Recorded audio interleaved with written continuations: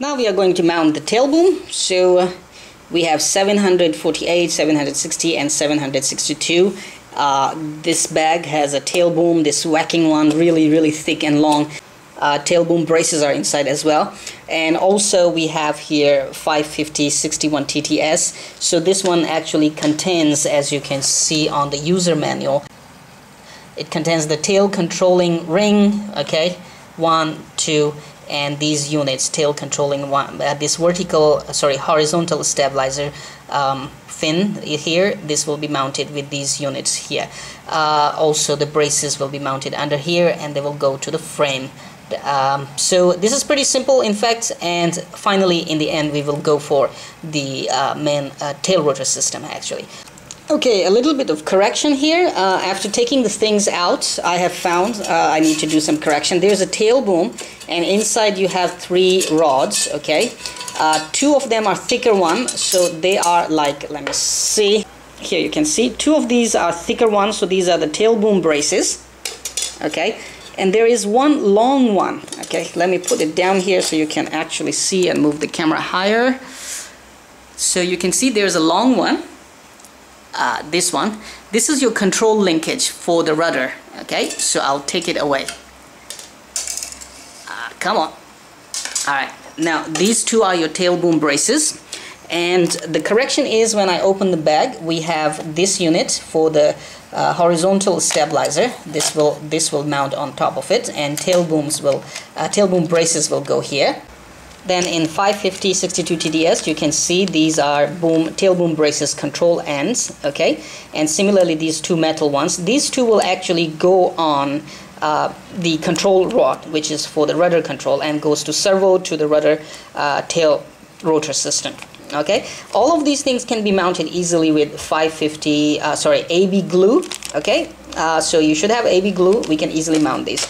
And then we have another bag here. It says 550 49 TTS, okay? These are the rings which will go on the tail boom, and they will hold the control rod for the rudder or tail rotor system.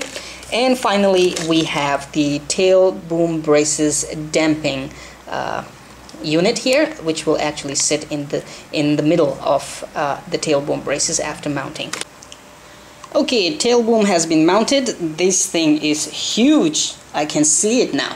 I haven't tightened the screws under here actually. Let me pick it up.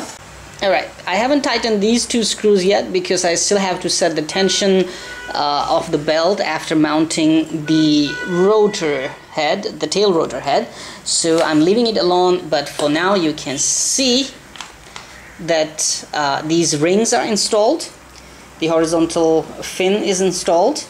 This second ring is installed, and here is the view of under this horizontal fin.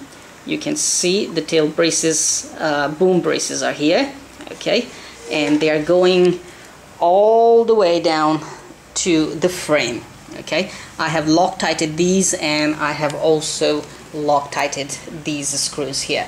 And in the middle you can see the tail boom braces damping is also set here.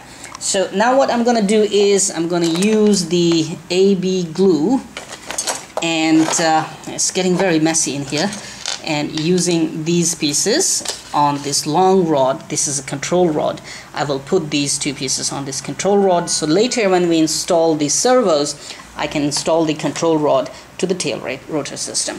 After that, what we are going to do is very simple. We are going to mount the tail rotor system, making sure that the belt tension and the belt twist is right, and there is no click click or tick tick sound when you are moving the main rotor head, or main blades are moving, rotating or spinning.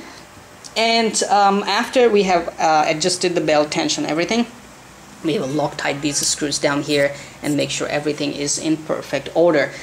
Now, mounting the tail rotor system is another piece of cake. Once again, remember to Loctite all these screws going metal to metal. And one more thing that I found out the other day when I was flying KDS 550, this bronze piece that you see here, right here, this bronze piece, this is actually a big screw kind of thing which actually screws in here on this one. Right, so this one came loose and my tail rotor system was not functioning properly. I was getting the tail response only at one side, and other side helicopter was just spinning, and suddenly this screw goes out completely. I lost the tail and I had a very bad landing. It wasn't a kind of crash, I broke the main rotors, but actually that was bad landing because of this.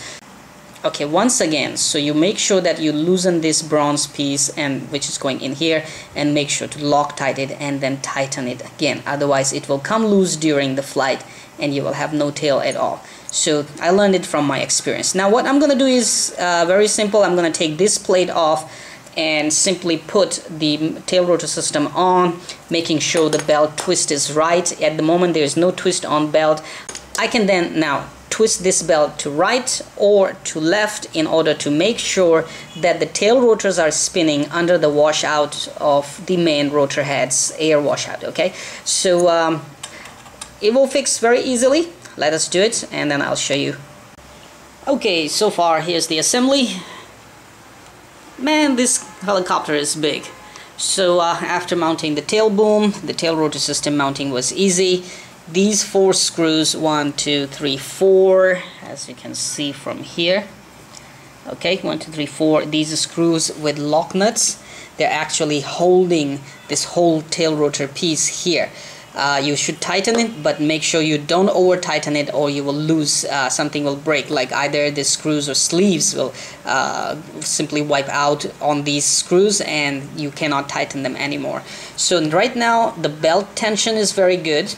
I also had to Loctite this screw here, so let me show you from under. Right there, I had to Loctite this screw, I had to Loctite this one and these ball links as well.